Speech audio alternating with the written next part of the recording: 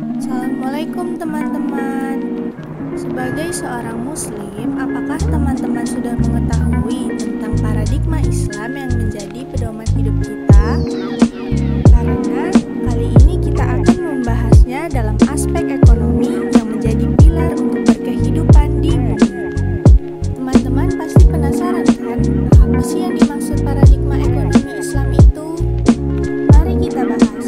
Jadi, paradigma ekonomi Islam adalah pendekatan ekonomi yang didasarkan pada prinsip-prinsip syariah atau hukum Islam, di mana paradigma tersebut lahir dari dua sumber utama, yaitu sumber nakli atau wahyu berupa Al-Quran dan hadits, dan juga dari sumber akli berupa ijtihad para ulama dan ahli ekonomi Islam.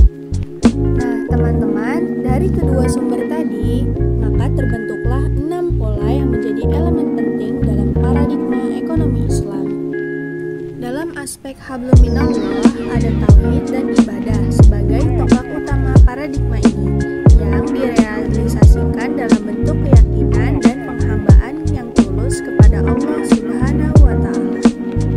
Lalu, dalam aspek hablum minannas, ada peran manusia sebagai khalifah yang harus menegakkan keadilan atau al-tawazun dan memanfaatkan sumber daya yang telah Allah berikan dengan sebaik-baiknya untuk memakmurkan bumi atau mawarid al-tabi'ah. Dan yang terakhir adalah al-falah, yaitu tujuan yang ingin dicapai dalam bentuk kesuksesan di dunia dan juga di akhirat.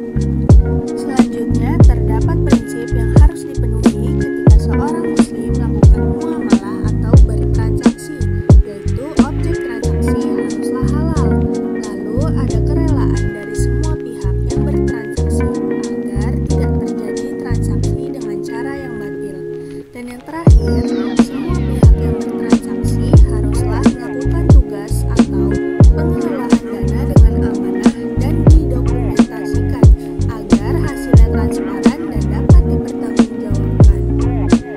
Di dalam perspektif ekonomi Islam, aktivitas ekonomi tidak hanya sekedar untuk memenuhi naluri dan hasrat kebutuhan material, tetapi mengutamakan pendekatan maqasid syariah atau menjaga kemaslahatan dalam setiap masalah.